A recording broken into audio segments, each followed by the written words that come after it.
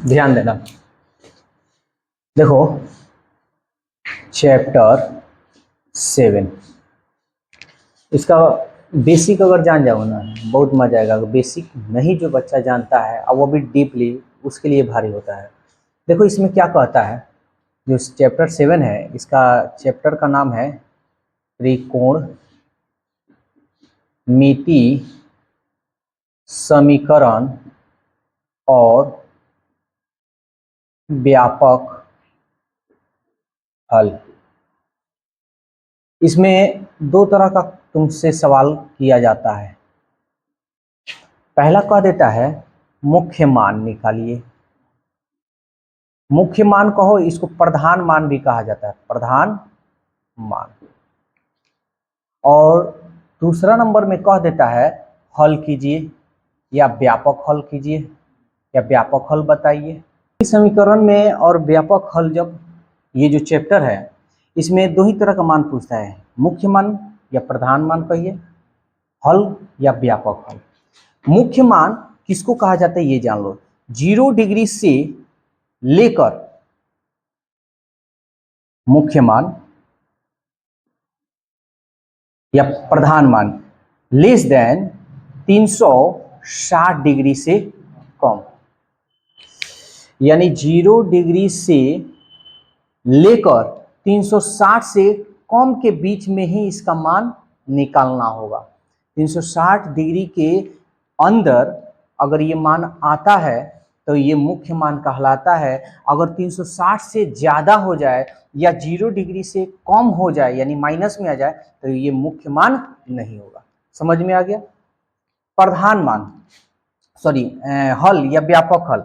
व्यापक हल जो होता है ये अनलिमिटेड होता है, यानी ये कितना भी हो सकता है। मानकर चलो 300, 0 degree, 30 degree, 60 degree, 500 degree, 540 degree, 900 degree, यानी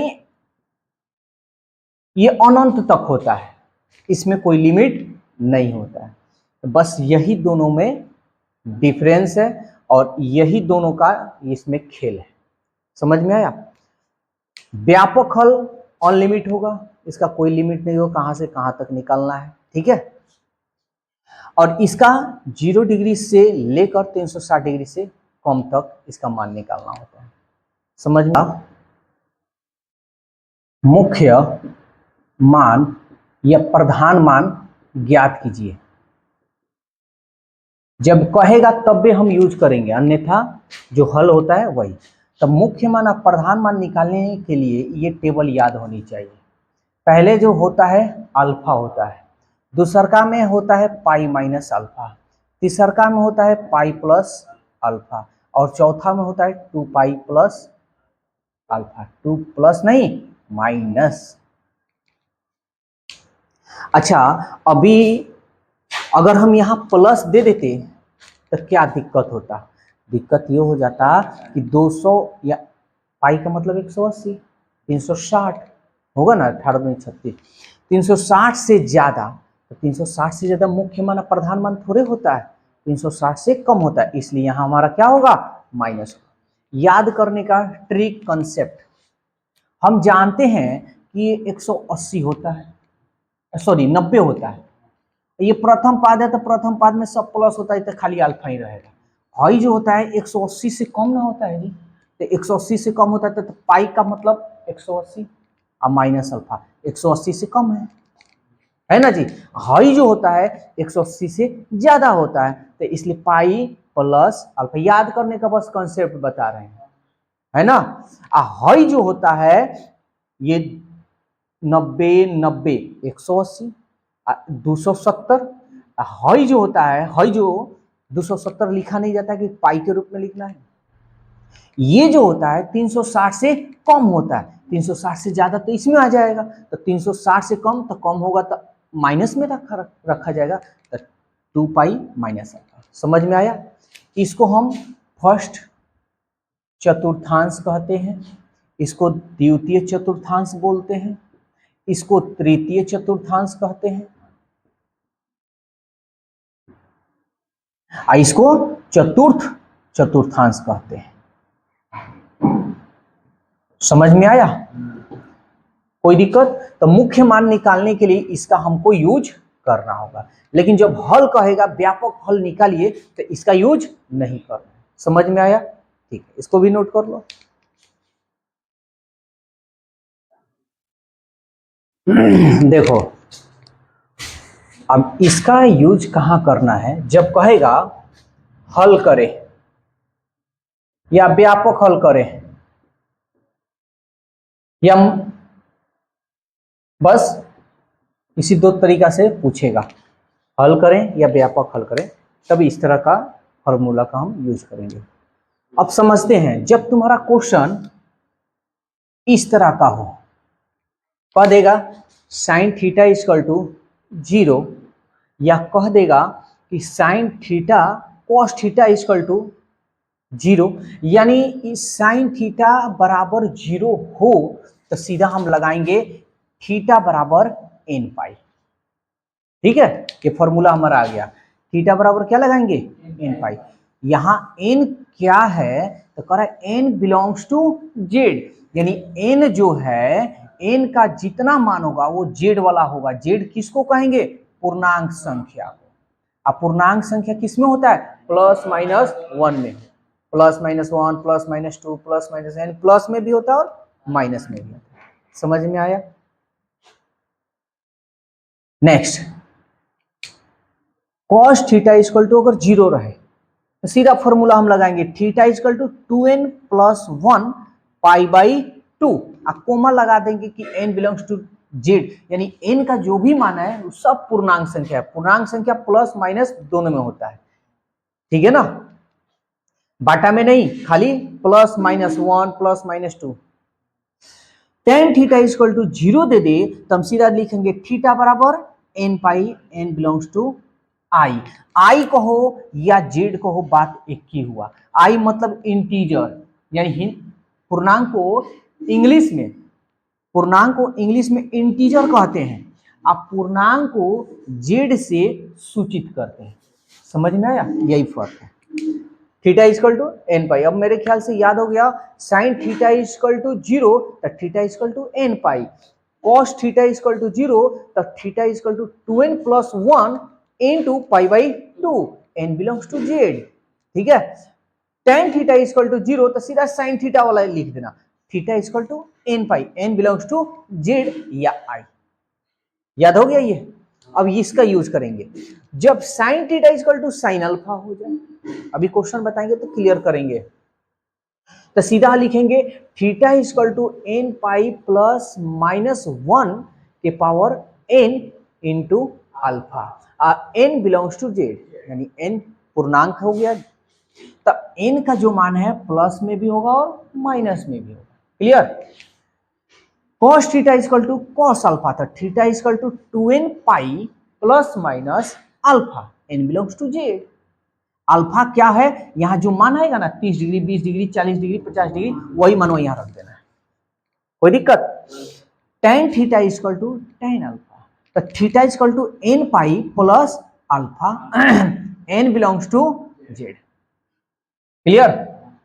अब यहां एक चीज जान लो, जो ये है वही ये है, बस यहां -1 लगा देना। ठीक है ना? साइन को हम बताए थे कैसे, माइनस में स्त्री के रूप में ले चलेंगे, है ना, और tan को किसी रूप में नहीं लेंगे। साइन और कॉसे को ले सकते हैं, कॉस को पुरुष और साइन को स्त्री, तो उससे चिन्ह हमको पता हो जाएगा कि साइन माइनस में आता है हमेशा और कॉस प्लस में, और tan तो पता ही नहीं चल रहा, इसलिए उसको छोड़ दो। समझ में आया? तो ये फॉर्मूला याद, तो ये बस ये कहीं को तो ही याद करना है। तो बोलो इसमें यहां तक कोई दिक्कत है तो अब समझो। अब इसका जो क्वेश्चन है इस पे भी क्लियर कर देते हैं, एकदम आसान तरीका से बताएंगे, पूरा एक्सरसाइज खत्म होगा। नोट कर लो इसको भी।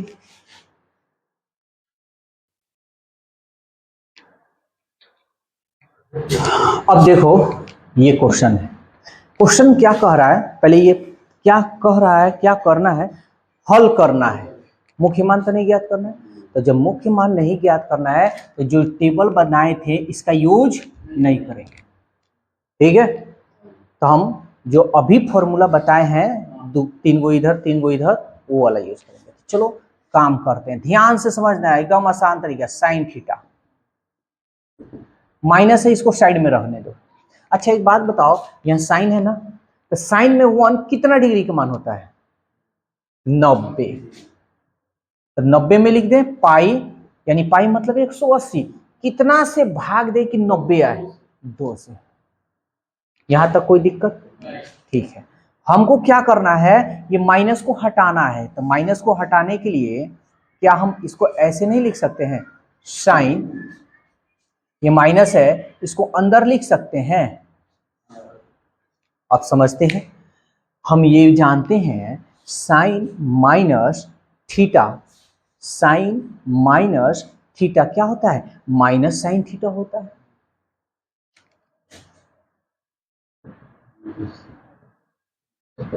क्या होता है?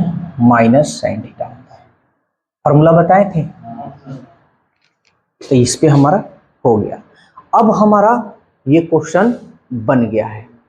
चलो कैसे? अब हमारा ये देखना है कि sine theta equal to sine minus pi by 2 तो आ रहा है, ठीक है, कोई बात नहीं।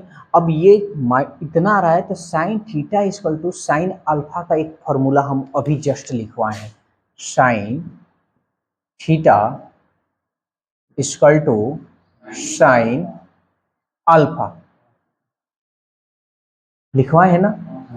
तो इस फॉर्मूला लिखवाए है एन पाई प्लस माइनस 1 के पावर एन अल्फा,